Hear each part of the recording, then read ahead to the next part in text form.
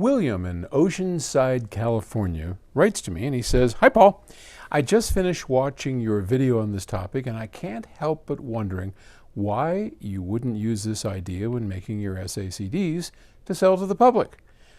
What he's talking about is needle drops. Would a needle drop cost too much and therefore make the end product hard to market? Some while back I purchased an SACD sampler disc from the Stockfish label using this technique, and it does sound pretty special to me. Well, yeah, I like needle drops.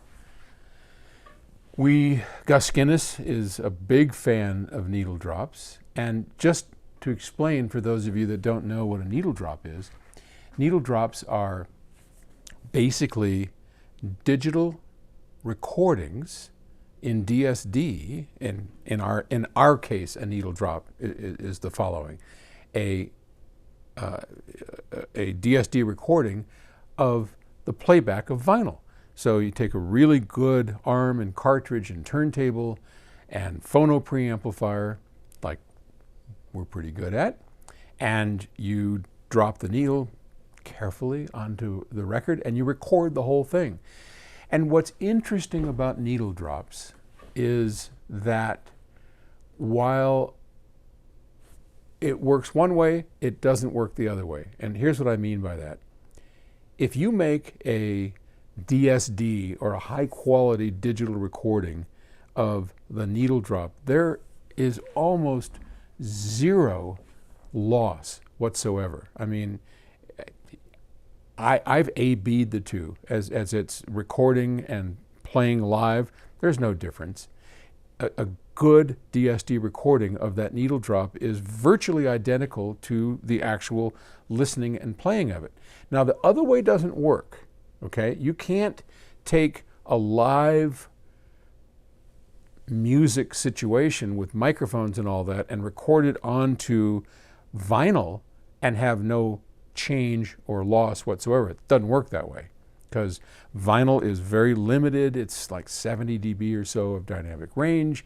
There's all kinds of things. I mean, it sounds glorious. Don't get me wrong. I love vinyl.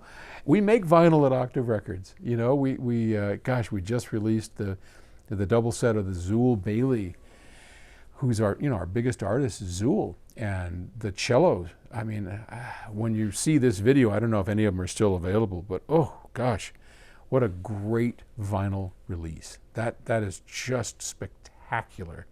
And so is the SACD release, and all of it's really good. But you can't use vinyl as a capture method to come close to using DSD as the capture method. But if you use DSD as a capture method for a lesser format like vinyl, and by lesser I mean the frequency range is less, the dynamic range is less, it's a no-brainer and it sounds great. So will we do it? I don't know. I'll have to talk to Jessica about that. Half of me says, you know, I understand people want to hear the sound of vinyl and they don't have big vinyl rigs. So this would be a perfect thing to do for them. And maybe we'll think about it. I don't know. I mean, we've got a pretty good offering at Octave right now. I have to think about that. Maybe give me some input. Tell me what I mean, obviously I know what William thinks. What do you think? Is that something you think Octave should do? And is there just like 10 people out there that want to do? Because it's a lot of work. I mean, to do the needle drop, which we do on test pressings every time anyway, but to record it and then press it and get it out into the world and get it an IPC number and blah, blah, blah. It's a lot of work. So if there's enough people that want it, we're in. So let us know. Okay. Thanks for the question. Talk to you later.